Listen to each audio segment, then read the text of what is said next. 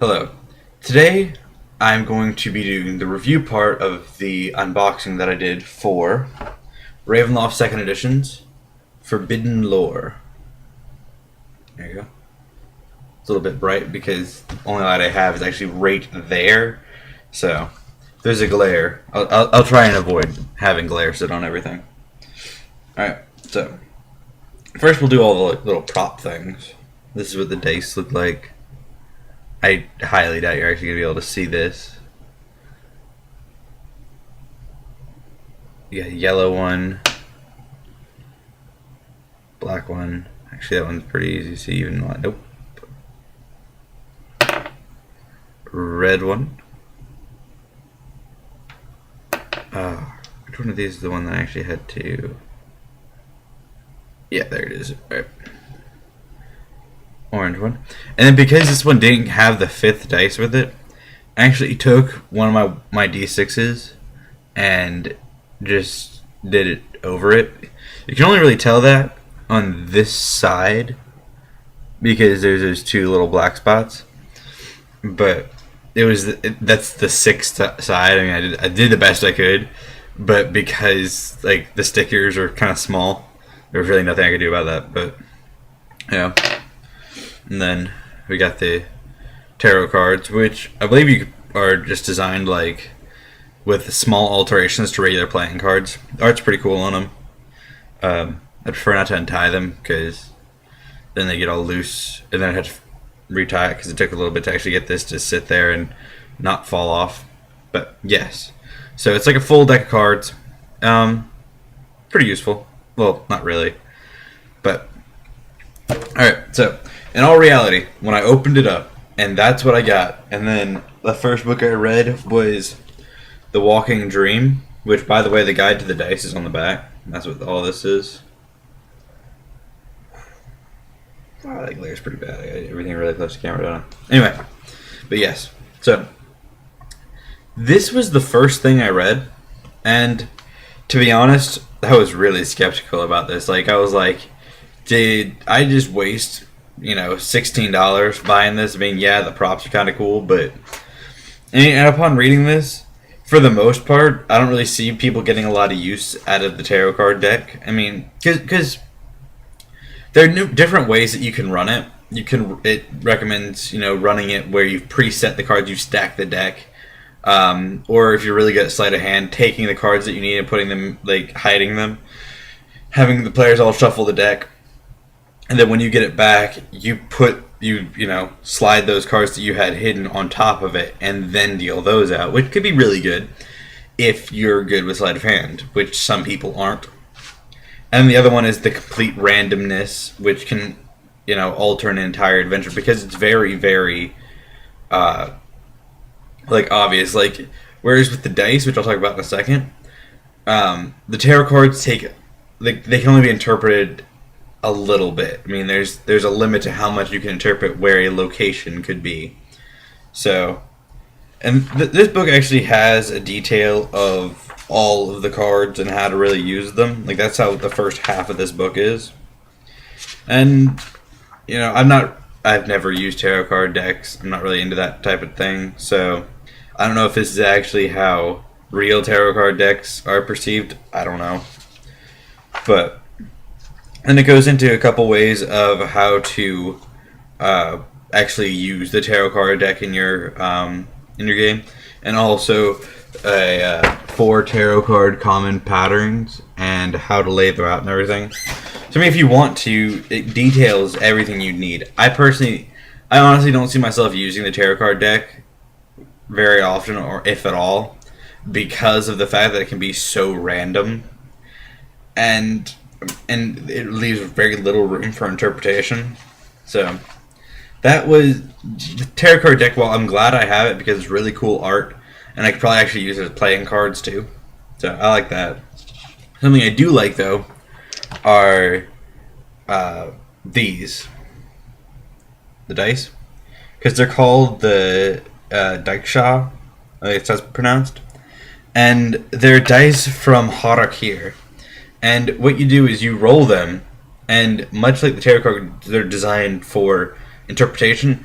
However, these can be interpreted almost any way you'd really want them to be interpreted. So I actually would see myself using these because of the fact that I can just like throw them out and then, tell my players this is what it means. So I can use that. And I like that because it allows them to kind of get a feel like they're getting something interpreted, they're actually seeing the future. But at the same time, it doesn't completely screw me over in how my adventure is by having it altered. This also required me to not stack the deck, which I think is kind of lame, because then your players know that you stack the deck and it kind of takes it away from them. Or, which I mean, yeah, the interpretation kind of does it at the same time. They expect it with an interpretation. They will not expect it with the tarot card deck for the most part. Unless I somehow, improve my ability for sleight of hand, then I totally would. But then the problem arises that I almost always wear short sleeve shirts when I'm gaming. So, but it goes into the history of the deck shot, how to craft them if you wanted one, and then interpretations of it all, and then how to use it. It gets a lot less pages than the tarot card deck, but that is also because the Daikisha are significantly simpler to use than the tarot card deck. So, but with this book, I was a little bit skeptical about this product, but the other 4, I believe it is, proved me wrong. So, next up we have Dark Recesses or whatever. And this one actually deals with madness and psionics. And I like this because it's very in-depth on how to use them. There's a little bit of errata for the complete psionics handbook, which I think is really cool. Then it goes over all the things that are changed. And it has like all the disciplines and sciences that were in existence. I'll just blast through this and just changes some of them and alters them, because Ravenloft has a tendency to alter everything, which is pretty cool. Then I get more in depth on the madness check, which I think is really good, because when I read through the madness, fear, and horror check, I was there's a couple things I was a little bit skeptical on. Madness was one of them, because fear and horror were fairly easy for me to like understand, whereas madness was a little bit different than the rest. And then it goes into how to do it, how to role play it, and then more on the derangements that you can get, and the schizophrenia and all the delusions. And schizophrenia is really, really nasty, actually, because at each part, let me find the table for it, because it is ridiculous. Alright. Each personality only has a portion of the psionics ability, specifically only a single discipline. Even within a discipline, there is a 50% chance of each science that the personality can use. Yeah, for each science that the personality can use it. And each devotion within a discipline has a 75% chance of being able to be used by the personality.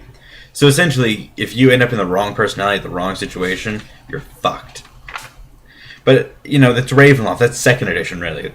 Not Ravenloft. That's 2nd edition. You end up in a bad situation, you're fucked.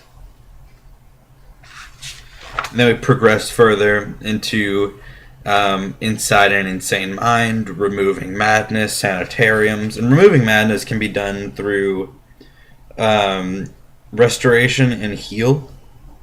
And Restoration has to be done with the intent of removing madness. It also tells you how to cure it through being in a sanitarium, which is pretty cool. And just hypnotism.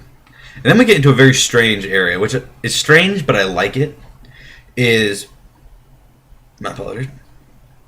Dark Sun characters being brought into Ravenloft, which is very odd, but upon reading this section, I was really, really, I was happy with what they'd done. I was thinking, oh, that'd be really cool. I might have Ravenloft characters be brought into Dark Sun, which may be a bad idea, but I think it'd be pretty cool.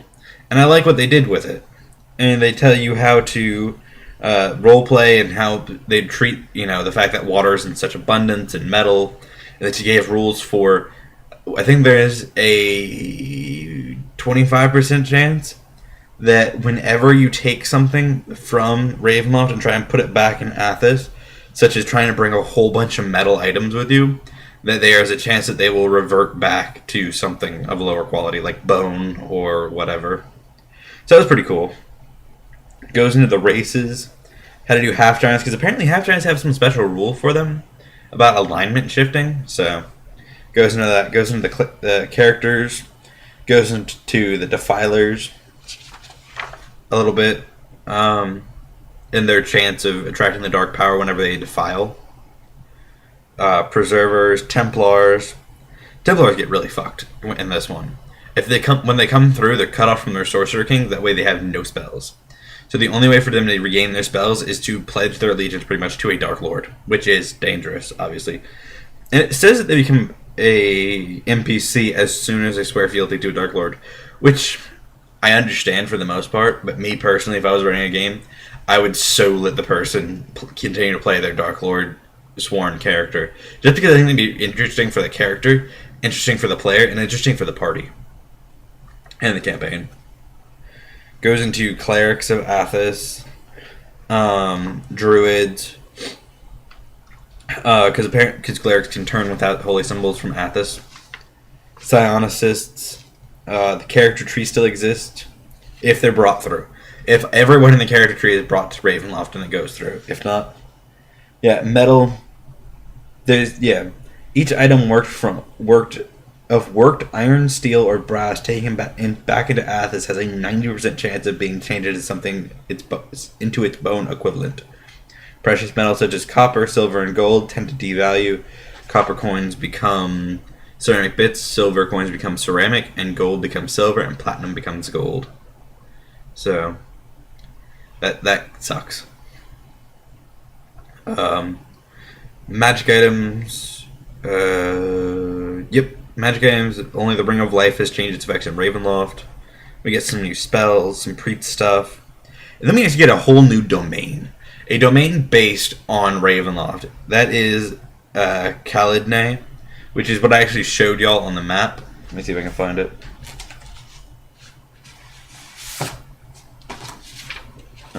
Piece of paper. Actually, I'm just going to move that over there. That's no need.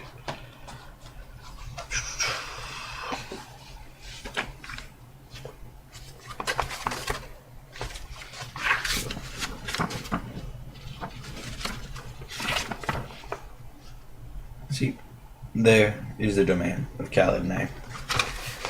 And I actually really like how they brought in a new domain, because I'm a big fan of the domains. Because what I really like about Ravenloft is each domain can be a completely different experience.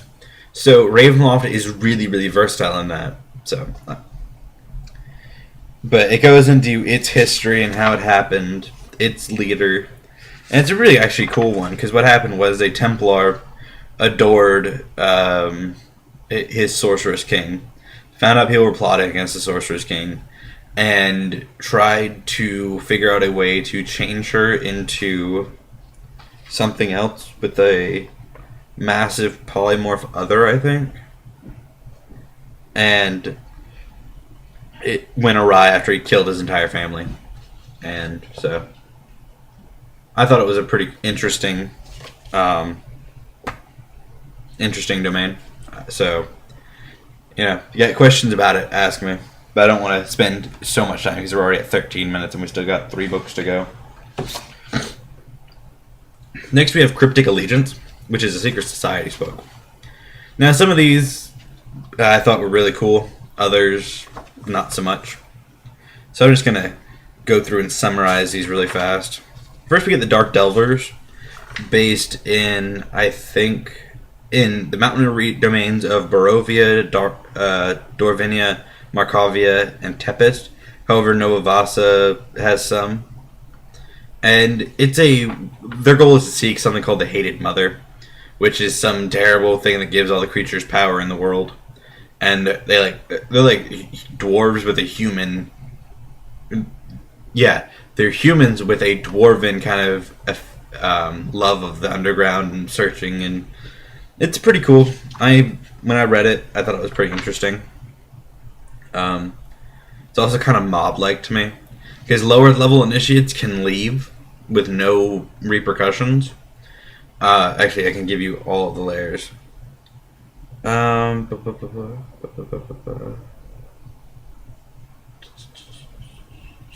Alright. Niches, I think that's how it's pronounced, can leave with nothing happening to them. Fissures, they can, if they try and leave, they'll be killed. However, they will not be hunted down if they do manage to escape, if as long as they keep their mouth shut about the Dark Delvers.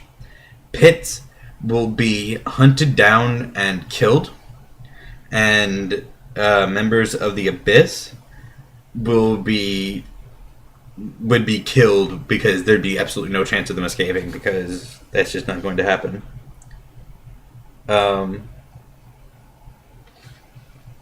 And it kind of goes into their leader and a map, which is on the actual map again. Next we get the Kargatane, which I'd never actually known what that was because, I'd heard, I'd be on websites for Ravenloft fans and it's like the Kargatane and I was like, oh, that's weird, what is that? But now I know what it is. It's the mortal allies of the Kargat, which work for Aslan. So, and I like them because, I found them really interesting. I thought they'd be really good for players. And, they work for their vampire counterparts for the most part, but also plotting for immortality. It goes into their lore and everything, and their leader, one of their leaders. We got the Ildithan, which are an organization that are looking for the 13 texts of Thane, or Thon. I think it's Thane. But, to find out their power and what kind of because Thane was an area that all the people just disappeared one day. So people want to know what happened. And now it's full of all these monstrous apparition type deals. So I think it's really cool. Another one. I know I'm blasting through these. But we got the Eta Bestial from Gehenna. I think that's where they're from. Yeah. They're the ones who think that animals are the best thing to be. So they love lichens and mongrel men. They're pretty happy with, which is always to the displeasure of Gehenna's leader, because that means that his normal punishment means nothing to them.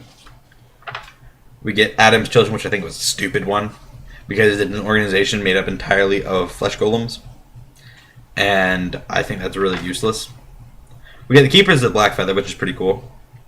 They're an organization based in Barovia that has only 150 members, with the entire intent of getting the holy symbol of the Ravenkin. The holy symbol of Ravenkind, yeah. And they wanted to destroy Strahd von Zarkovich completely. And I think that's awesome.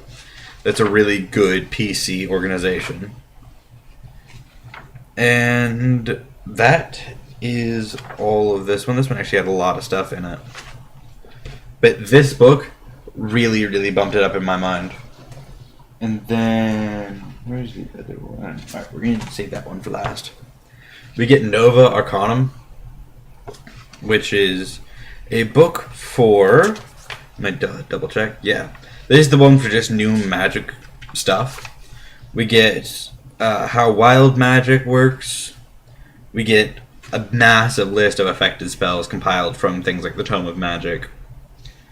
And just, it goes on and lists all these new and transformed spells, introducing some new ones, actually. We get new magical items. I think there's something in the back that's also really helpful. No, it's just new magical items and new stuff for Ravenloft and new effects on them, which I really like because this adds a lot of flavor to Ravenloft's magic system. So I'm a big fan of this. And then finally, probably my favorite book that they had, Oaths of Evil. This book was the one pretty much where because what they did was they went around at conventions and asked people what they thought they did wrong, or people came up to them and told them what they had done wrong. And this book is the answer to that. It covers curses, power checks in depth so you can kind of understand them more, and then cursed objects, which actually is really cool too. It goes into 3 types of curses: spellcaster, self-induced, and curses of vengeance. And it goes into designing a curse, wording it. It allows, a peasant. The example they use is a peasant being attacked and beaten down by a knight gets cursed by the peasant, and the effects take hold in Ravenloft. And I think it's really cool. It's very interesting. And it goes into, we're talking, so far we're at 13. We get 15 pages of how to do a curse, which is awesome.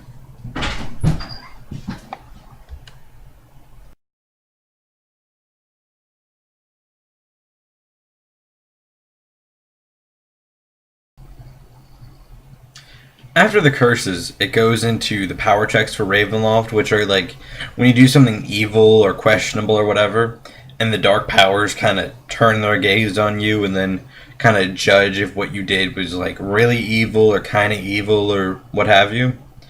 And they were always a little bit like, I never really understood them. Like, I understood what they did, kind of, but the fact that they went through and like when they asked people what they needed to put in a book, they, actually came back and made this massive thing on the power checks, how to roll them, how to flavor them, the table that they had in some of the other Ravenloft products. They just go more in depth on it. Acts of Ultimate Darkness, the Eye of Evil, just things like that. Now, I really like it because it takes something that plays a fairly big role in the game and then takes it and then flavors it really nicely and explains it really well that, anyone can pick it up and be like, okay, I understand this now and I know how to use it properly. Goes into how to redeem yourself, stuff like that. Then cursed objects. Now, I think there's only like a handful of cursed. There's 1, 2, 3. Yeah, there's just 3.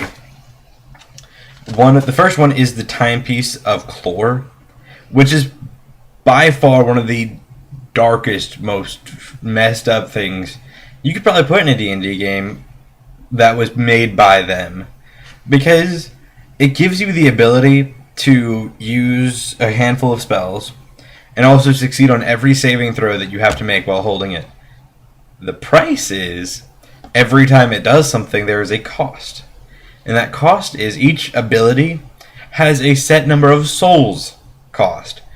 And every time you use something, or the first time you use it, you have 1 hour to claim that many souls of your own race.